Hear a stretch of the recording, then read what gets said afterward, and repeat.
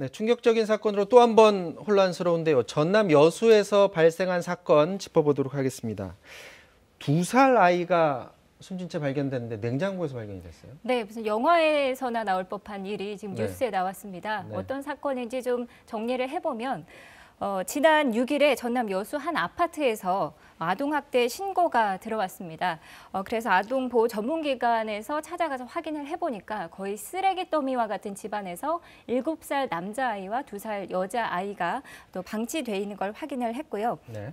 그래서 어머니와 격리 조치를 하고 조사를 하던 중에 아이가 한 명 더 있다라는 제보를 받습니다. 네. 그래서 긴급히 다시 집을 재조사했더니 네. 냉장고 안에서 생후 2개월 된 아이가 사체로 발견이 됐습니다. 그래서 경찰이 지금 이 어머니를 아동학대 그리고 시체 유기 혐의로 구속한 상태입니다. 자, 시청 담당 공무원의 얘기 한번 들어보도록 하겠습니다. 집안이 지저분해서 좀 치워달라 이런 내용을 가지고 신고가 들어와서 주민센터에서 신고를 받고 집을 방문을 했으나 집안 내부 공개를 거부를 해서 저희들이 상담을 못했고요. 그리고 그 다음날 학교를 가서 이 사실을 확인을 하고 주민센터에서 신고를 하게 됐습니다. 아동보호 전문기관에서 방문을 해서 아동 보호 조치가 필요하다고 해서 아동 분리 조치를 했고요. 그다음에 출생 신고와 그 외에 복지 서비스가 있다면 저희들이 추진을 하겠습니다.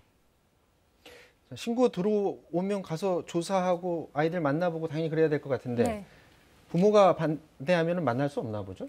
네, 맞습니다. 본인이 원하지 않는데 집안을 적극적으로 수사하기가 어렵고요. 수사기관이 그것도 영장을 받아야만 가능합니다. 그래서 이번 사건 같은 경우도 6일에 신고가 들어왔는데 10일에 그 사무소에서 방문을 했는데 그때도 거부를 당했고 네. 또 그 이후에 13일에도 아동 전문기관이 갔는데 거부를 당해서 결국은 20일에 경찰이 가서야 내부를 확인하고 아이들을 구조했다고 합니다. 자, 그러면 아이는 어떻게 하다가 지금 목숨을 잃게 된 겁니까?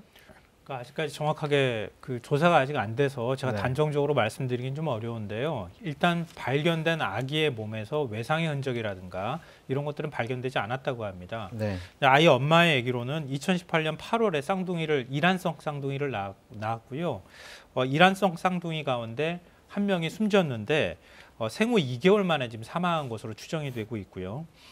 굶주림이나 이런 그 이유도 있을 것 같은데 왜냐하면 이제 지금 현재 아이들이 방치가 되다시피 했잖아요. 네. 근데 그런 것도 흔적이 현재로서는 확인이 되지는 않고 있다고 합니다.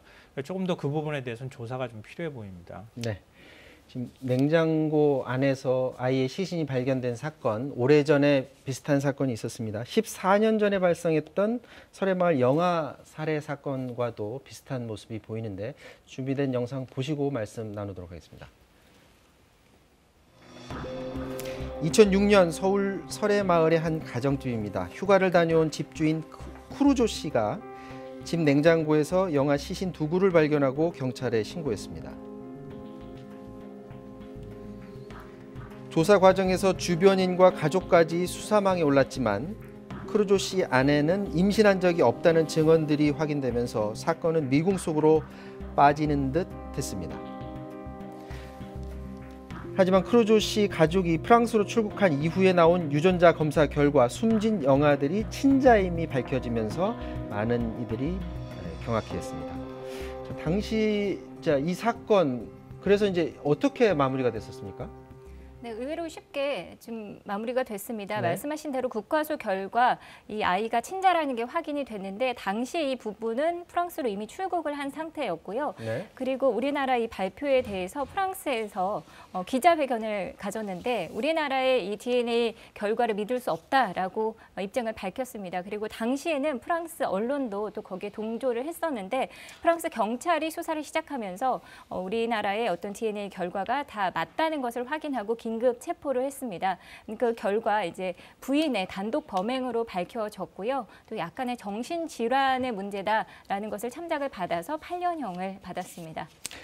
자, 이번 사건이 뭐 이전 사건과 똑같지는 않겠죠. 근데 이런 사건이 일어나는 이유들 어떤 게 주로 있습니까? 그러니까 지금 프랑스 부모 얘기했잖아요. 네. 그러니까 설해마을 영아 사망 사건도 역시 마찬가지였지만 남편이 부인이 임신했다는 사실을 몰랐어요. 그러니까 영아 2명을 낳고도 부인이 배가 나오지 않는 상황이어서 임신했다는 사실 자체 전혀 가족들이 눈치를 못 챌 정도인데 네. 이게 도대체 무슨 증상인가 일종의 정신질환의 일종으로 판단을 하고 있다고 합니다. 이게 임신 거부증이라고 하는 건데요. 임신 거부증을 앓게 되면 임신했다고 하는 사실 자체를 부정하게 되는데 신기하게도 이렇게 될 경우에는 배도 안 나온다고 하고요. 또 임신을 한 사실조차를 본인 스스로가 알지 못한다고 합니다. 네. 그리고 아이를 낳고 난 다음에도 아이를 낳았다고 하는 것에 대한 어떤 모성애나 이런 것들이 전혀 그 모성애가 생기지 않기 때문에 결국 아이를 사망에 이르게 하는 이런 일들이 발생하고 있다고 하는데요. 프랑스 같은 경우에는 1년에 한 800명에서 3,000명 정도가 임신 거부증을 앓고 있다 이런 조사 결과가 있기도 합니다. 그러니까 우리나라에서도 사실은 아이를 낳고 난 다음에 임신한 줄 몰랐다 이렇게 얘기하는 여성들이 꽤 많이 있거든요. 네. 또 영아가 이제 유기돼서 사망하는 사건의 경우도 있는데 그런 경우에도 이런 임신 거부증이 아닌지 이런 걸 우리가 좀 확인해 볼 필요가 있을 것 같습니다. 네. 뭐 이번 사건은 원인을 좀 더 조사를 해봐야 되겠지만 어쨌거나 이 아동학대 관련해서 정부가 좀 더 촘촘하게 더 관리할 수 있는 그런 방법을 마련해 나가야 될 것 같습니다. 지금까지 김성환 평론가, 김종윤 시사캐스터와 말씀 나눴습니다. 두 분 말씀 고맙습니다. 네, 사사건건 마치겠습니다. 내일 다시 뵙겠습니다. 고맙습니다.